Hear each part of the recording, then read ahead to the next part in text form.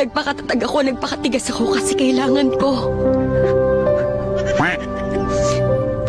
Pero hindi dahil matigas ako, wala na akong pakiramdam.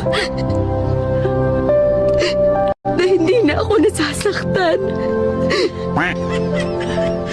Nasasaktan din ako. Hindi ako si Celine. So stop comparing me to her. Tama! Hindi ikaw si Celine. And you will never be Celine. Celine is dead. Hindi na siya babalik, Ellie. Pero hanggang ngayon, umaarte ka pa rin na parang nandito siya. Nandito siya! Dahil nandito siya! Kung nandyan siya, nasan ako? Anong lugar naming mga gustong magmahal sa'yo? Hindi ako si Celine. So stop comparing me to her. Tama! Hindi ikaw si Celine. And you will never be Celine. Celine is dead. Hindi na siya babalik, Ellie. Pero hanggang ngayon, umaarte ka pa rin na parang nandito siya. Visit talaga yung mga barkada mong yan. O bakit? Tingnan mo, nag-text. Basahin mo.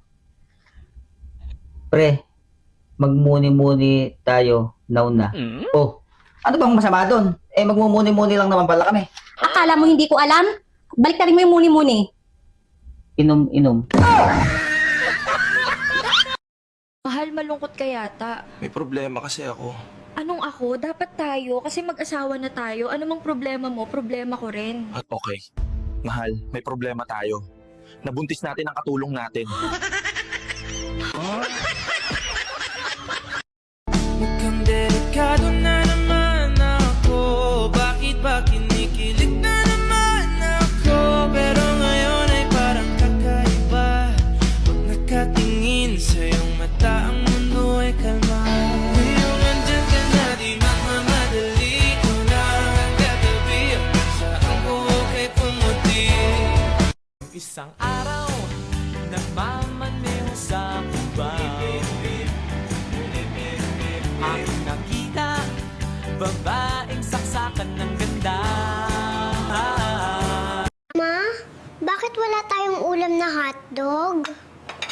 Wala naman tayong hotdog, baby. Eh bakit sabi mo kay Papa Mahal, ang sarap talaga ng hotdog mo at ang laki pa? Inubos mo ba ang hotdog, Ma?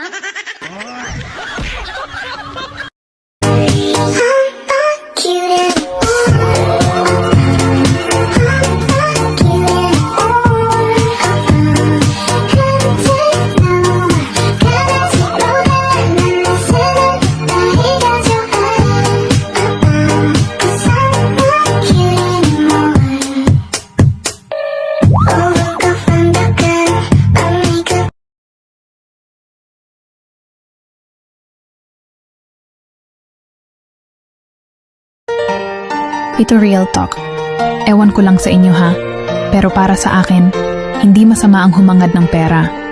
Dahil sa mundong ito, hindi ka bubuhayin ng pangunawa lang.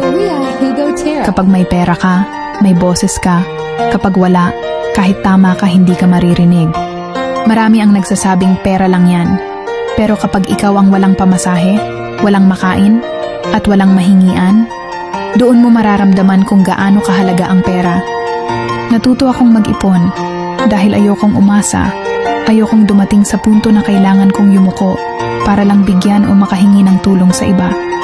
Dahil alam kong sa panahon ngayon, napakahirap ng makakuha ng tulong na walang sumbat sa dulo.